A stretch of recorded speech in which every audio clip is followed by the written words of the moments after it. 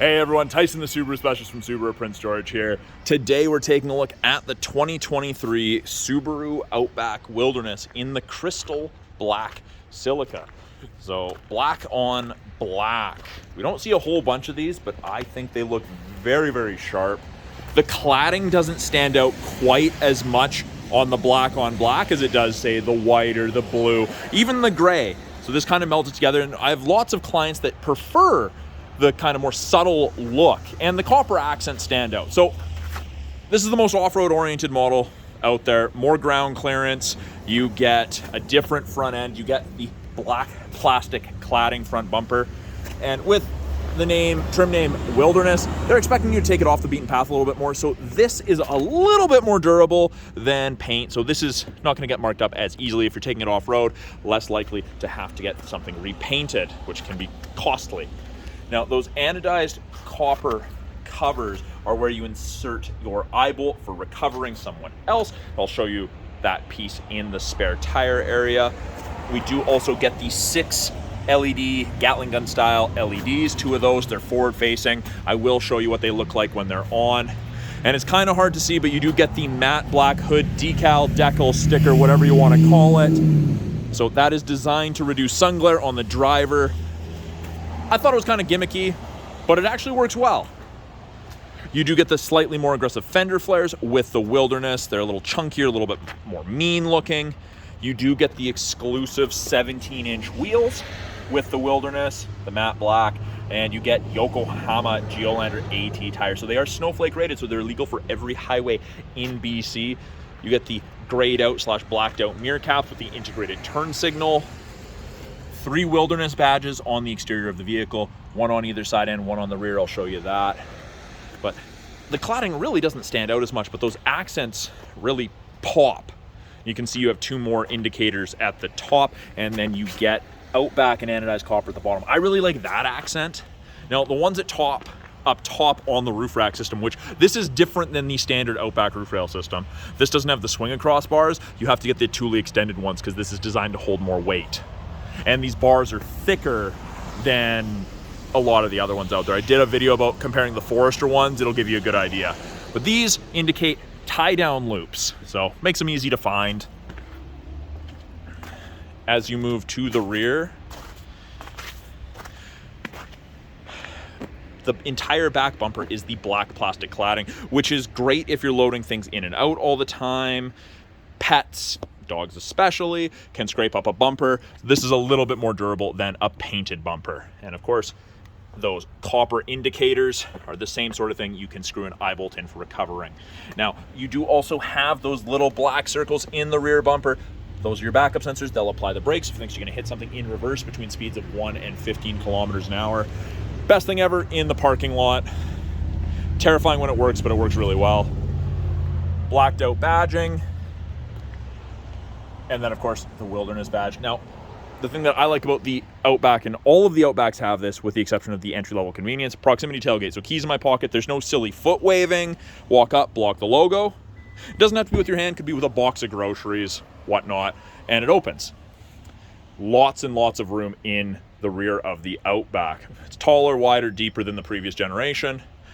New for this year, you get the Wilderness cargo mat, so it's textured. You get the Wilderness badge on it. I really like this. This is a very cool add to it. Before it was just the standard Outback cargo tray, which did the job fine. This has a nice little lip around it, hopefully contain anything that may spill, garbage or whatnot. We have grocery hooks on either side. On the right-hand side, you have a 12-volt power point for charging anything. You get a little cargo storage cubby, and you get 4 hard physical tie downs on either side. Great for securing awkward cargo. This privacy cover is a 2-stage. So first stage hides everything from top of seat down. You just push it down and it retracts up, and it's taller. You can actually fit something underneath a little bit bigger. And then, of course, this can be removed. There's just a little button right there. You click and lift up, and you can actually store it underneath. There's a place for it to fit across. Now, that's the eye bolt that you would screw in behind those anodized copper covers to secure or to help recover the vehicle. I do have a couple clients that have bought multiples of these, and they use them to secure the ends of kayaks or canoes. Now, the Wilderness comes with a full-size spare tire on a matching alloy wheel, so that's exclusive to the Wilderness trim, so you could do a 5-tire rotation if you wanted, extend the life of your tires. Now, we do have an LED cargo light. You can deactivate that if you don't like it, but it shuts off when you close the rear hatch. Now, to close it, you can do it from the key fob or the driver's seat. You can pull down manually, it'll power assist. You can close it, or you can close and lock it. So if I do that, the idea is you don't have to pull your keys out or walk back up front to secure your vehicle. Indicates that it's locked, and we'll just confirm that. It's locked, and when I put my hand in the handle, it's gonna unlock, but that lets you know that it was locked. And you could see that that indicated that it was unlocked, so there you go. Now, I am gonna actually have to click unlock on the key fob to unlock the second row. You can change that in the settings, but once does driver, twice does everything. The Subaru logo is the unlock button. In the second row, lots of space, good headroom, good legroom, taller people fit without issues. Now, this is the StarTex. So this is 20% recycled plastic, the rest is synthetic. It's a durable material that's designed to get dirty. As you can see, it's non-perforated. You can't quite hose out the Outback, but it's easy to wipe down. That's the idea. They expect that people that buy a Wilderness, they're gonna get it dirty, whether that's kids, dogs, mud from going out hiking, biking, whatnot, but it's easy to clean. If there's only 1 or 2 passengers, you get a fold-down armrest with dual cup holders. You get the anodized copper contrast stitching, and you do have vents out of the center console for any charging or for excess airflow, USB-C and A sockets for charging, and then dual stage heated seats for the outer 2 passengers. The person in the middle doesn't get a heated seat, unfortunately.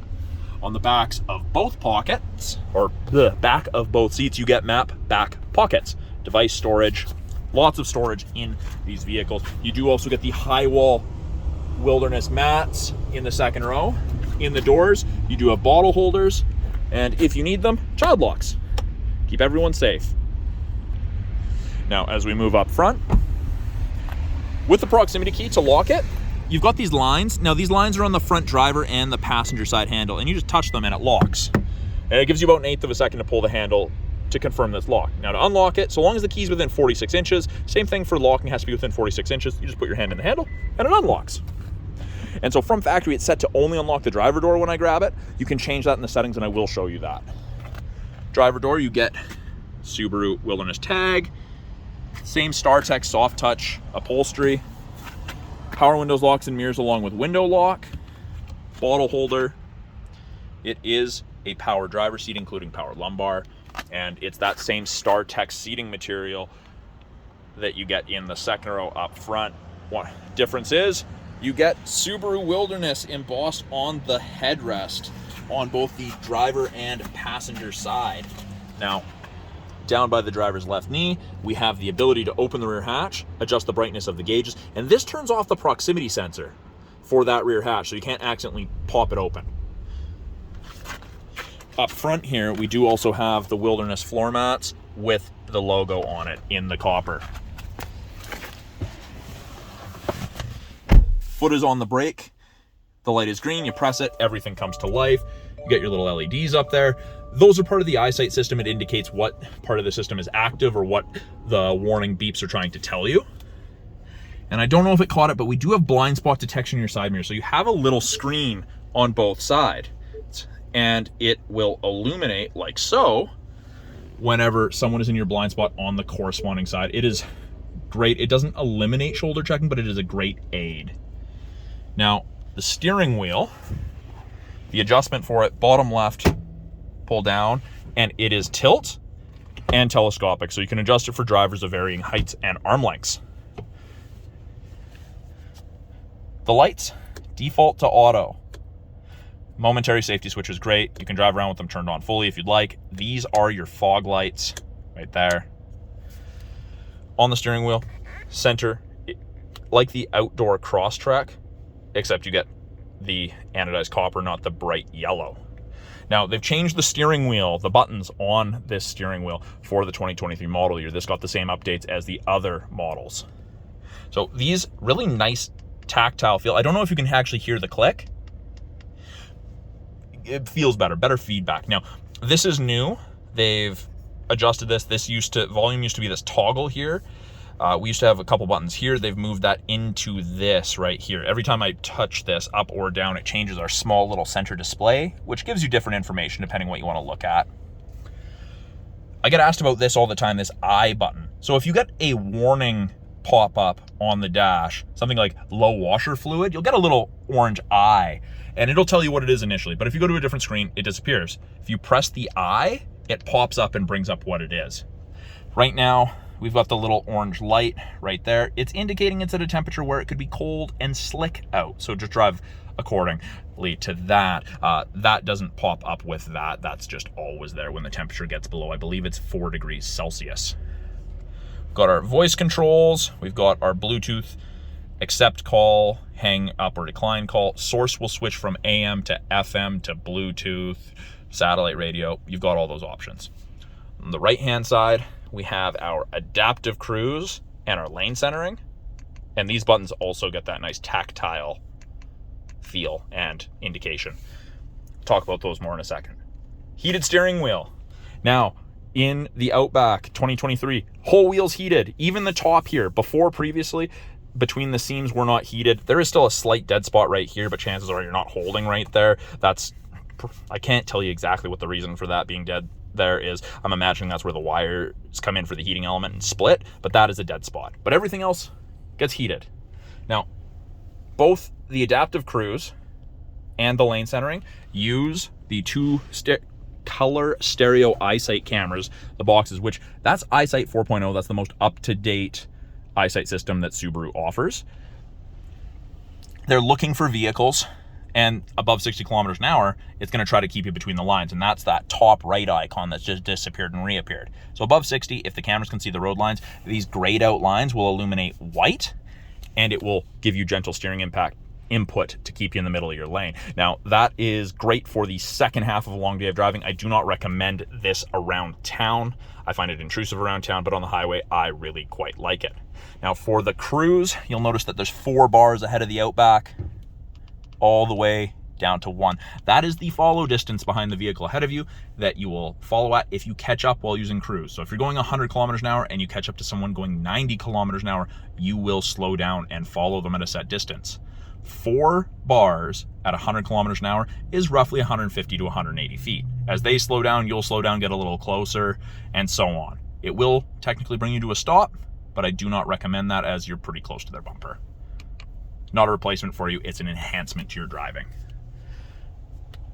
Infotainment screen, 11.6-inch touchscreen. And they've broken it into 3 parts. And I'm going to start at the bottom here. So this is the part that they changed, the climate controls. This is a really nice update. I don't know if they're going to bring out a retrofit audio update for the previous gens, but heated seats are available on the main screen. When you click on the driver's side, it brings up driver and passenger.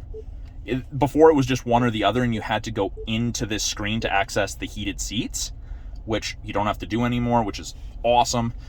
More user-friendly. You can control where the airflow is, all in the same location. It's amazing. It's great. It's a great update. You still have the physical buttons for temperature, or you can click on the screen, or you can drag. You've got lots of options. And then after you set it, if you're driving, this will eventually just disappear, or you can press the X at the top. If there's not enough input after a while, it disappears like that. Now, the middle portion of the screen, that's where you have your tiles, things like access to the My Subaru app, car info, apps, wireless Android Auto, wireless Apple CarPlay. Great features. Better than having to be plugged in. You have the ability to turn the display off, and it tells you how to turn it back on after it blacks out. And it just takes a second, especially the first time when you're reading it. But just press and hold. It comes back to life. Something else that's new, valet mode. I did do a video about valet mode before. You can find that on my channel. And then they've changed it. You can turn off vehicle dynamic control, traction control, and auto vehicle hold. You can turn on or off on the screen. You can add other shortcuts as well if you'd like. really, really nice updates for this screen for the 23 model year. Top portion here, we've got what we're listening to, water temp, oil temp, average speed. You can change those widgets around if you don't like it. Most people like the water temp, oil temp one. Weather, that's part of the satellite radio trial. And then you get dual function X mode. So that is like 4x4 low in a pickup. It's Subaru's equivalent. The all-wheel drive is variable front to rear in a Subaru under normal circumstances. You have to be going under 20 kilometers an hour to engage snow and dirt or deep snow and mud. But when you do that, you get X mode. It locks the all-wheel drive 50-50, changes your throttle response and the way the CVT gearing works. Deep snow and mud allows for excess wheel spin, a little bit more aggressive, and traction control comes off. That's to allow for that excess wheel spin to chew you out of that gross situation. It's a great system. It takes an already very capable vehicle and turns it even more capable. Below the screen here, we have our wireless charger. Little white light there. That will go blue when a device is placed here and it's charging. USB A and C sockets for music listening, charging, or using wired Apple CarPlay, Android Auto if your phone is not compatible with wireless. Aux cord for any music listening. The park brake's electronic. You pull up to turn it on. You still get the red P for park. Now to turn it off, you push down, but my foot's not on the brake, so it didn't go off. I depress the brake and I push down, off it goes. Automatic transmission. We do have a manual mode, and that allows you to use these paddles, upshift, downshift, to select your own gear. Now, it's not gonna let me start in 6th gear, it'll let me start in 2nd. So it is nice to use. I used it for downshifting all the time, riding down hills. The view button does the front camera. It's almost 180 degrees.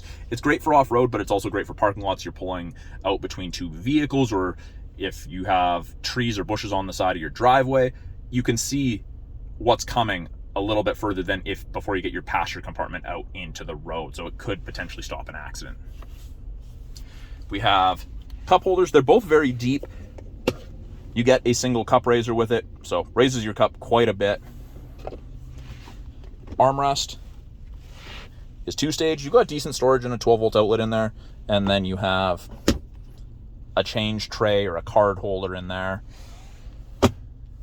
My favorite feature ever in any vehicle, auto dimming rearview mirror. There's no switch to flick. If someone has their high beams on behind you, just automatically dims. It is great.